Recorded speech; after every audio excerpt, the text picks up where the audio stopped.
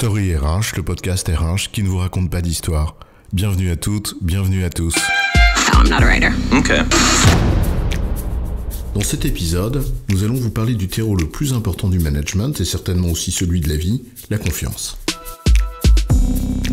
Nous avons toutes et tous subi au moins une fois dans nos vies professionnelles les excès de zèle d'une institution tatillonne, plus soucieuse de la conformité administrative que du résultat final. Ou alors le contrôle obsessionnel d'un manager, hypnotisé par ses indicateurs, et dont les demandes de reporting vous obligent à passer finalement plus de temps à expliquer ce que vous faites, plutôt qu'à le faire. À qui n'a-t-on pas en effet dit que la confiance n'exclut pas le contrôle ? Sans doute. Mais on peut aussi, et surtout, s'atteler à la construire, cette confiance, non ? Avoir confiance, c'est imprudent, et faire confiance, c'est nécessaire. Allez, prenez un risque et faites-nous confiance. C'est quoi l'histoire ? La confiance, ça commence par le respect des règles. Les premières règles, ce sont celles qui régissent une société. D'abord la loi, puis en entreprise le règlement intérieur, et enfin ce qui relève d'une collectivité de personnes, et qui permet à cette collectivité de bien vivre ensemble. Bien vivre ensemble, nous sommes tous des animaux sociaux. Enfin, pas trop non plus, hein. Il y a donc aussi les règles de savoir-vivre. N'enseignait-on pas à une époque l'acronyme SBAM, sourire, bonjour, au revoir, merci. En observer le comportement de certaines et de certains, il y a du boulot hein, sur ces règles. Pourtant, on pourrait penser qu'elles sont élémentaires. Élémentaire, mon cher Watson. Oui, mais manifestement pas pour tout le monde en effet. C'est la même chose dans une équipe, dans le management au quotidien. Ces règles, pour qu'elles soient respectées, encore faut-il qu'elles soient comprises. Il faut donc les partager, concrètement, et dans le détail. La règle pose toujours la question de l'élasticité par rapport à cette règle.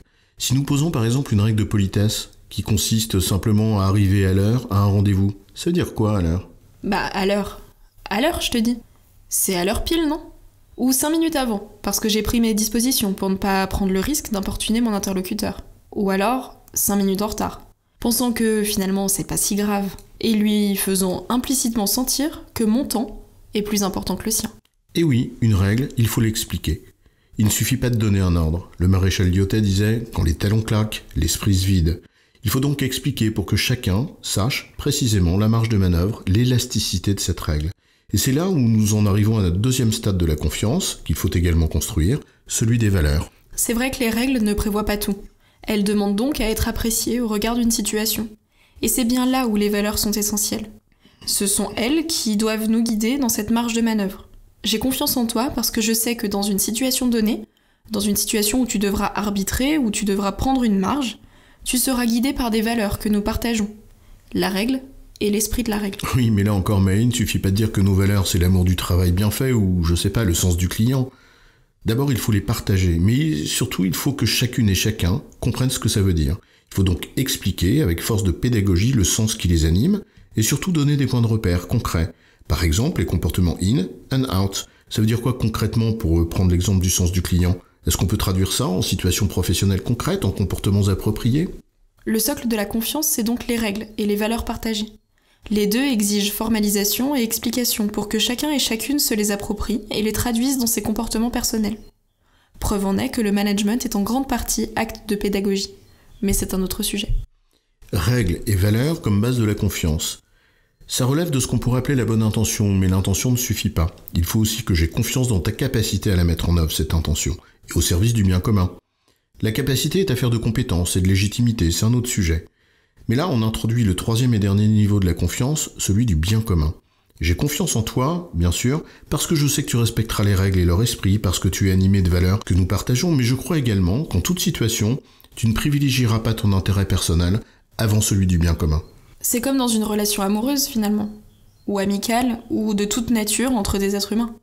Est-ce que je tire la couverture à moi, ou au contraire, est-ce que je privilégie le collectif ? En réalité, non, ce n'est pas si binaire. Cette idée du bien commun, c'est précisément penser que les intérêts individuels et collectifs ne s'opposent pas. Non seulement ils ne s'opposent pas, mais ils peuvent se nourrir. Et c'est cela qui fabrique de la confiance. Privilégier l'intérêt du bien commun, c'est croire, donc faire confiance, que lorsque le collectif réussit, alors mes intérêts personnels seront servis, plutôt qu'avoir cette représentation manichéenne, réductrice du monde, qui consiste à penser qu'il faut se servir en premier. Au fond, quand on y regarde bien, tout succès collectif repose là-dessus. Une équipe, un projet, une entreprise. En vérité, l'essentiel est là. La capacité à faire naître ce sentiment de respect de l'intérêt du bien commun. Oui, mais c'est pour ça d'ailleurs que être au-dessus des autres n'est pas une raison pour les asservir, mais bien au contraire, une raison de plus de les servir. C'est ce qu'on appelle d'ailleurs l'exemplarité. Mais c'est un autre sujet.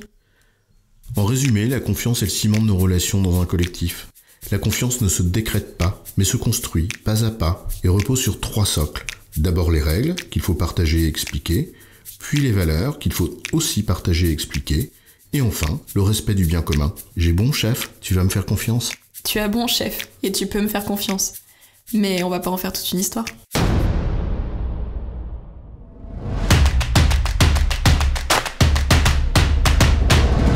Story RH, le podcast RH qui ne vous raconte pas d'histoire. Retrouvez tous les épisodes sur storyrh.fr.